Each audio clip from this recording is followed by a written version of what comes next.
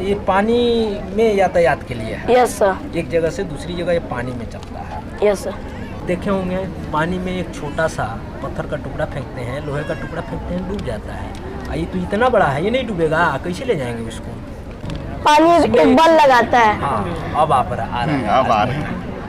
वही तो हम चाहते हैं आप कहीं। पानी एक बल लगाता है। कौन सा बल लगाता है? उत्प्लावन बल। बस, और आप चलिए उत्प्लावन बल के संबंध में थोड़ा ही बता दीजिए।